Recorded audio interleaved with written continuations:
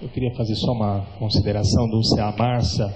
O que eu tenho notado, eu acho que queria saber você, Carlos, é que até que ponto a gente pode definir o CA-MARSA hoje em dia. Eu penso assim, eu tenho ortopedia hoje, em que o perfil fenotípico me lembra muito o CA-MARSA, mas eu não tenho análise molecular para dizer o cassete ou não. Então, eu não sei se a definição daqui a pouco, a gente vai poder falar de CA-MARSA, e não ser o MARSA que incorporou dentro da unidade hospitalar hoje em dia. Eu acho que a questão molecular é importante por conta disso também. Acho que essa é uma questão.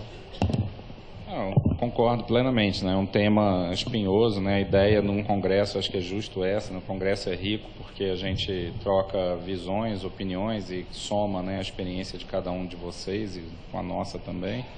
Mas eu concordo com você, Gilberto. Eu acho que a gente hoje em dia está vendo sem exatamente saber de onde vem e sem conseguir classificar corretamente. Se é um indivíduo que já teve alguma passagem por ambiente hospitalar, era um colonizado prévio, a gente não sabe disso, né? Existem alguns dados, até dado do HC, da USP, acho que a Ana Lúcia e alguns pós-graduandos dela estudaram isso, que talvez alguns dos pacientes que eles estejam recebendo e que estejam desenvolvendo infecção osteoarticular, de uma forma geral, eles já venham com algum tipo de estafilomedicina resistente. Será que é comunidade mesmo? Exatamente. Será que não é? Então, acho que o molecular ajuda a gente a pensar nesse perfil. Mas haverá um momento em que o perfil molecular talvez venha a ser substituído. Daqui a uns anos a gente vai estar falando em vez de tipo 2, 3 em hospital, vai estar falando tipo 4. Exatamente. Eles vão ocupar o hospital. Exatamente. E aí não é mais comunitário, aí já não tem mais esse vínculo, né? Agora eu acho que é importante para a gente entender epidemiologicamente o que está acontecendo. Mas eu acho que não mudaria muito, talvez, em relação à terapia. Carlos, posso fazer mais uma pergunta? Claro. Em questão de nível sérico, né? Que a gente trabalha com a Vanco, né? A vancocinemia acaba os kits no hospital pedindo vancocinemia, que a gente prioriza em terapia intensiva. Para outras drogas, em termos de farmacodinâmica, principalmente farmacocinética, o que você tem? Por exemplo, carbapenêmico, em termos de estudo em paciente crítico. A vancomicina, a gente tem muito aquela questão da faixa do paciente crítico.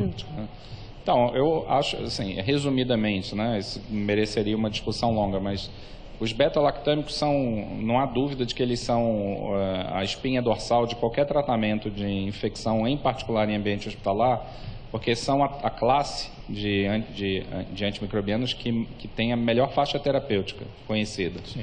Assim, a gente consegue manipular doses e formas de entrega da droga ao paciente sem o risco de expô-los à toxicidade. Diferente de glicopeptídeo, diferente de aminoglicosídeo, diferente de glicolipopeptídeo, diferente de qualquer outra classe, tá?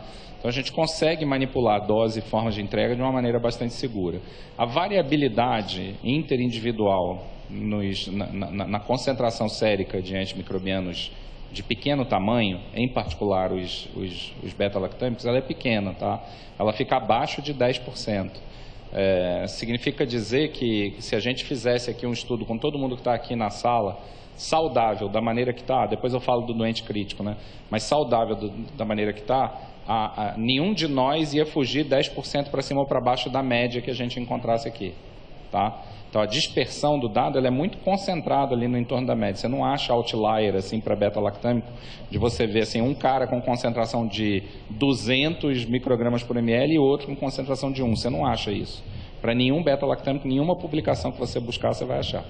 O que acontece no paciente crítico? Então, todos esses estudos são baseados, sim, em concentração sérica, mas a gente tem modelagem também para sítio infeccioso.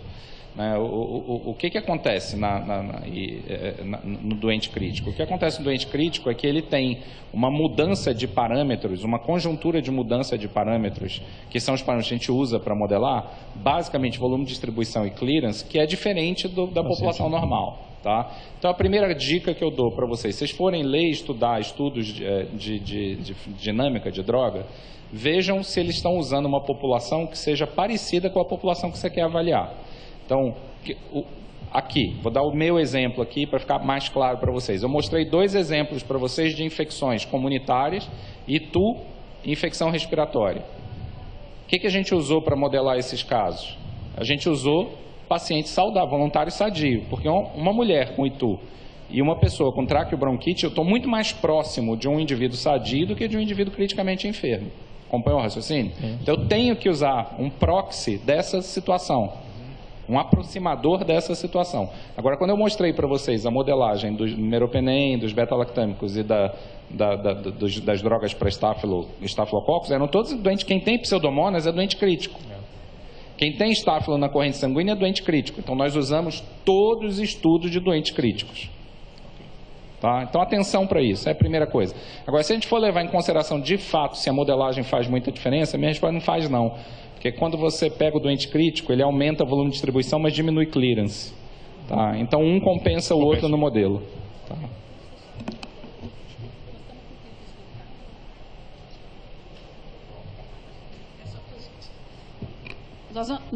Nós teremos que finalizar. Acho que chegou uma pergunta só aqui pelo app, e a gente vai tentar responder pelo app mesmo, porque vai começar outras sessões agora ao meio-dia. Então, eu queria agradecer a presença de todos. Muito obrigada.